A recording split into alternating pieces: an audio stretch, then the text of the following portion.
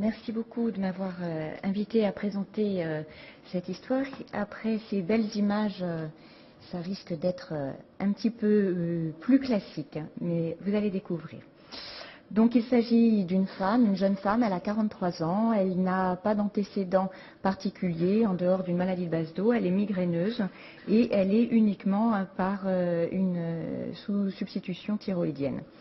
Alors qu'elle habite en province, elle vient à Paris pour faire des courses et à 14 heures, elle va présenter devant témoins et sans aucun prodrome un arrêt cardiaque. Elle est massée immédiatement par les patients. À Paris, on n'est pas si maltraité. Et à l'arrivée des pompiers qui arrivent très rapidement, on voit que le DSA est mis en place. Voici le tracé enregistré. Elle va recevoir 3 chocs successifs et lorsque le SAMU arrive, elle a récupéré une activité spontanée et elle est intubée. Voici son tracé réalisé par l'équipe du SAMU à leur arrivée en haut à 14h41 et lors de leur arrivée près de notre hôpital à 15h18.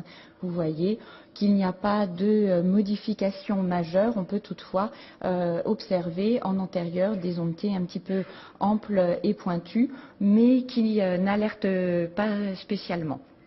Elle nous est adressée après donc rétablissement d'une activité spontanée. Elle est sous adrénaline à petite dose et elle est finalement stabilisée grâce à ces inotropes à faible dose. Le protocole que nous avons habituellement, c'est tout arrêt cardiaque sans cause extracardiaque évidente, comme un petit peu partout, va bénéficier avant son admission en réanimation d'une coronarographie diagnostique et c'est ainsi que sans avoir des arguments forts ECG, selon l'équipe préhospitalière, elle arrive sur la table. L'injection de la coronaire droite est sans particularité. On voit une artère indemne d'athérome. Le réseau gauche injecté directement avec un cathéter guide. C'est vrai que moi j'ai été un petit peu impressionnée par ces ondes T en antérieur et ça ne tourne pas en boucle. Vous voyez sur cette incidence une distalité d'IVA qui ne paraît pas impeccable et cette incidence-là va être beaucoup plus parlante.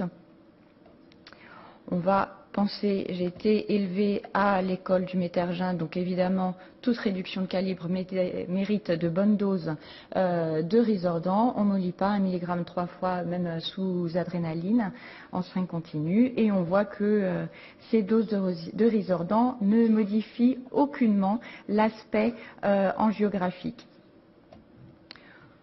Donc, quelle est votre hypothèse? Qu'en pensez-vous?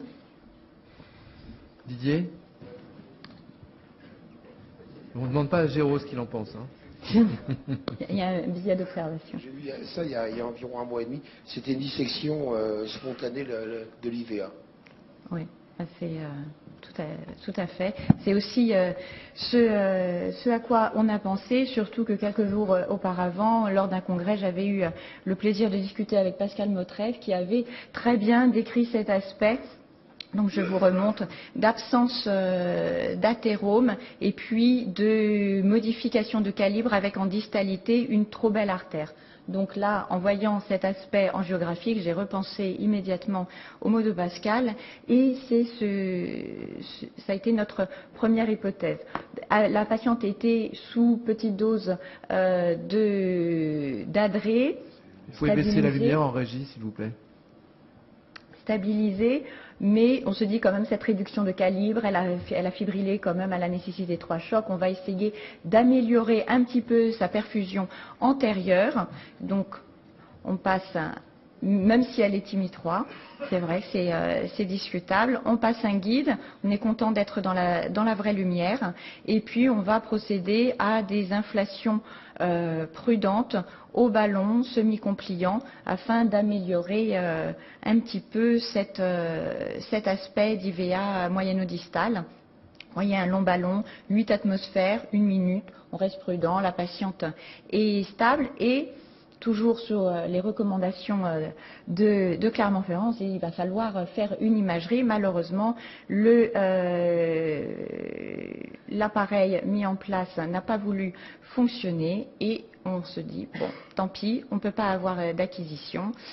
Problème technique, on contrôle et on va essayer d'améliorer encore les jeunes. On a envie de la faire sortir avec un bon résultat.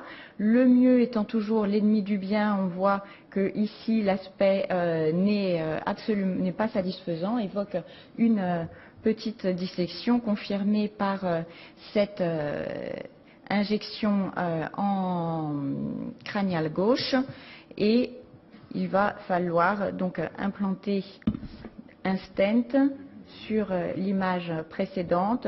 En amont, c'est de limiter quand même la longueur de métal chez cette jeune patiente, une inflation prolongée basse atmosphère sur le segment proximal et la patiente est stabilisée. Au cours de la procédure, l'adré a pu être totalement, je ne sais pas pourquoi ça ne démarre pas, je récupère ma flèche, l'adré a été sevré.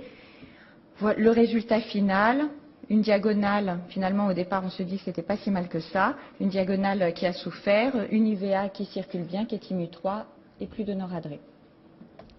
Juste avant d'aller plus loin, la décision de dilater finalement puis de stenter était posée sur le fait que la patiente continuait à souffrir, qu'il y avait des modifications électro. Souffrir, là, elle était toujours sous petite dose, sous adré, elle était à Ori, j'avais certes un flux qui était TIMU3 mais une artère qui était quand même extrêmement, une dissection qui compromettait la lumière de manière importante. Donc on s'est dit, on va l'améliorer. Elle a été très instable initialement, elle avait encore quelques ESV.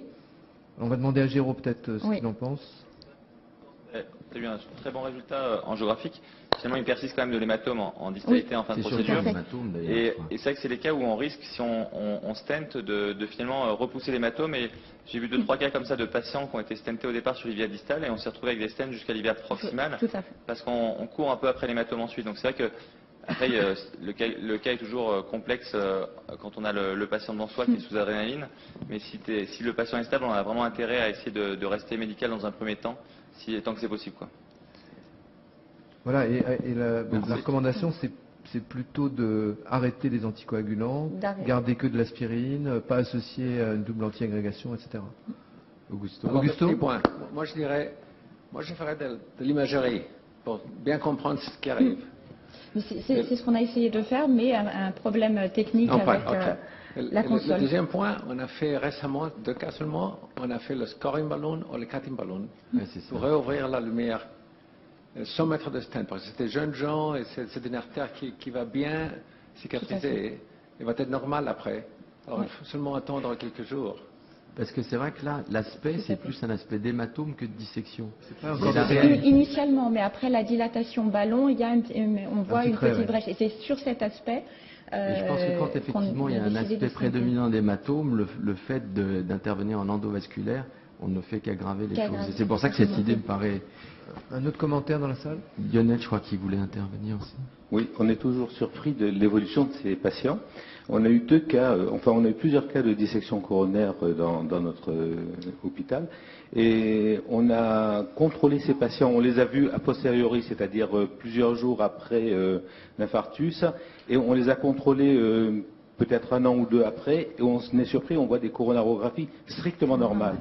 On est très très étonné. Donc quand c'est pas à la phase aiguë, effectivement, on peut laisser le patient évoluer. Mais je pense que vous avez tout à fait raison. A posteriori, et en discutant de plus en plus, ces patients, il ne faut pas y toucher. Mais c'est vrai, les circonstances, l'arrêt qui avait nécessité plusieurs chocs, la noradrée, ces ESV, on se dit que la perfusion n'est pas optimale. On va essayer d'améliorer. Donc je vous raconte la suite de l'histoire. Donc en réanimation, il y avait une question, pardon. Oui, excusez-moi, merci beaucoup. On a également eu quelques cas, et je pense en effet c'est un hématome disséquant, et il y a des situations où on s'est permis d'intervenir quand le patient était encore symptomatique, il avait encore mal, et on a eu le même problème qui a été décrit par par les gens dans la salle, c'est-à-dire l'hématome qui remonte. Donc, est-ce que la logique serait pas, et c'est ce qu'on a fait pour certains cas, ça a marché de stenter long et essayer de couvrir la zone saine avec une inflation basse pression au début très lente pour essayer de trapper l'hématome disséquant. C'est une idée qu'on a eue, ça a marché une fois. Je ne sais pas si c'est une bonne solution. Et l'autre question que j'avais, c'est surtout le traitement après. Même si en cas de traitement médical, dans la littérature, on a essayé de regarder, il y a que des ouïdirs, des cas de report, c'est une hémorragie des vasa vasorum. Est-ce qu'on fait un traitement double antiplaquettaire? Il y en a qui veulent anticoaguler. Quid? Je pense qu'il faut demander à l'équipe de Clermont-Ferrand, qui a une série de 80 patients. C'est la plus grosse expérience française et même mondiale maintenant. Géraud, peut-être tu peux nous donner ton... Après, nous, c'est vrai que c'est une étude qu'on a vu évoluer un peu en traitant ces cas. Et je pense qu'effectivement, comme tu le dis tout à l'heure, il faut vraiment essayer de rester le plus possible médical. Et la plupart du temps, les patients vont cicatriser spontanément sous traitement médical. Et comme tu disais tout à l'heure, Thierry, il faut essayer de laisser uniquement une monoagrégation plaquettaire. Surtout pas d'héparine, parce que c'est sûr que physiopathologiquement, c'est pas logique. Et on les laisse sous aspirine, et en général, ils récupèrent bien. On a fait à chaque fois des bilans un peu étiologiques pour rechercher des causes secondaires, et c'est vrai que c'est assez décevant. Il y a même eu des publications pour rechercher des dysplasies au niveau également des artères rénales et tout, mais on a eu très peu de cas de localisation secondaire de dysplasie également. Je crois que le message le plus important, c'est qu'il faut être conservateur, mais il faut surtout faire le diagnostic. Et aujourd'hui, on ne fait pas le diagnostic. On loupe des tas de dissections coronaires. Une femme jeune qui n'a pas de facteur de risque, a priori, c'est une dissection. Alors, ça tourne, donc on ne va pas pouvoir... Si, il reste encore du temps, t'inquiète pas. Oui. Il y avait Lionel qui... on s'est penché sur ces cas, effectivement, peut-être pas avec une aussi belle série que Clermont-Ferrand, et il arrive effectivement qu'on ait ce type de pathologie dans le péripartum. Et on a un cas justement d'une jeune patiente qui avait été traitée initialement pour une embolie pulmonaire parce qu'elle avait des douleurs. Et en fait, comme elle a développé une cardiomyopathie dilatée, enfin une défaillance cardiaque gauche, on a fait une coronarographie et on a trouvé une dissection des deux coronaires, la droite et la gauche. Et c'est cette jeune patiente qu'on a contrôlée peut-être 2 ans après, qui avait des coronaires strictement normales après. C'était une question un peu, mécaniquement parlant. Est-ce que si on est obligé de stenter une lésion comme ça, est-ce qu'il y a une place pour le stent auto-expansif? Alors, est-ce que c'est pas logique ou est-ce que ce serait pire d'après vous? C'est-à-dire qu'au moment où on l'implante, Je crois qu'il faut éviter le stent à tout prix. Oui, d'accord, j'ai compris. Après, je sais pas. En fait, c'est plus un hématome qu'une dissection. Il faut se dire, c'est un hématome. Et donc, il faut tout arrêter, quoi. Voilà. Mais si éventuellement tu dois aller... Si tu dois aller au stent... T'as une IVA proximale qui est fermée, il faut peut-être essayer de faire, je sais pas. À ce moment-là, il faut peut-être utiliser un scoring balloon ou un coaching balloon pour péter l'hématome et faire une dissection. Et si vraiment tu dois aller au stent impérativement, il faut essayer de mettre un BVS. Et après d'imagerie, forcément d'imagerie, si on peut. Bon, on va Stéphane, on va te laisser finir quand même. Non, si vous ne voulez pas connaître la fin de l'histoire. Donc elle évolue de manière extrêmement favorable en réanimation, avec un sevrage qui avait été réalisé très rapide, aucune défaillance. Du fait du stent, une double anti-agrégation avec un réveil tout à fait normal, sans aucune séquelle, et on la récupère à J2. Elle est contrôlée à J4. Voilà. Hop. Donc l'aspect angiographique, on voit qu'il persiste encore cet hématome. Et cette fois-ci, la console fonctionne et donc on a pu faire l'OCT dans cette artère. Donc on voit l'hématome encore extrêmement important en distalité, un stent qui est bien apposé et encore l'hématome derrière que l'on voit. Et puis si on va sur l'artère un petit peu plus en proximal, on va voir une artère qui est parfaitement normale.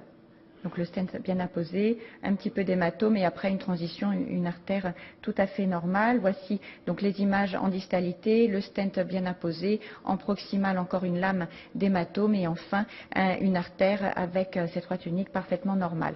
Elle est suivie cliniquement, pas d'autres explorations et on voit qu'elle a récupéré une écho parfaitement normale, une épreuve d'effort tout à fait satisfaisante et elle va parfaitement bien. Donc ce que l'on sait de ces dissections spontanées, les premières descriptions remontent maintenant à près de 90 ans.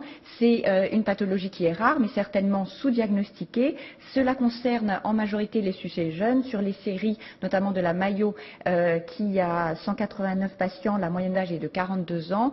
Avec une prédominance féminine. Comme vous le soulignez, ça peut concerner une artère, le plus souvent l'IVA, mais ça peut être plusieurs artères atteintes. Les présentations cliniques vont de la douleur thoracique sans modification ECG, ostémie, voire à l'arrêt cardiaque, comme c'est le cas pour Laurence, avec des facteurs associés qui sont retrouvés, mais avec des odds qui sont inconstants, du postpartum, de la fibrodysplasie qu'il faut rechercher sans toutefois la retrouver très souvent, et des contextes d'hormonothérapie, voire d'exercice physique intense.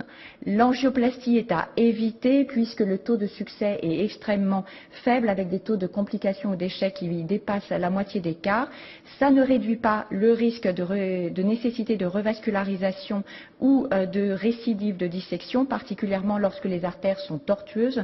C'est ce qu'a démontré la série de Marisa Twitt de la Cleveland. Donc si possible un traitement conservateur avec une monothérapie sous aspirine. L'imagerie est extrêmement nécessaire. Ça, Pascal Motreff nous l'a montré. Ce que l'on ne sait pas encore, c'est le substrat physiopathologique, quid de l'hématome, de la dissection en premier et quelles sont les techniques, le scoring balloon, l'anti-agrégation. On voit qu'on est de plus en plus vers un traitement plus conservateur. Il est important que l'on collige ces cas, c'est ce que se propose de faire Pascal dans un registre des hématomes et des dissections spontanées et c'est ce qu'on va essayer également de faire dans notre étude de l'infarctus de la femme jeune de moins de 50 ans en essayant de documenter par des analyses morphologiques, biologiques, hormonales pour essayer de mieux comprendre un petit peu le substrat physiopathologique. Je vous remercie de votre attention.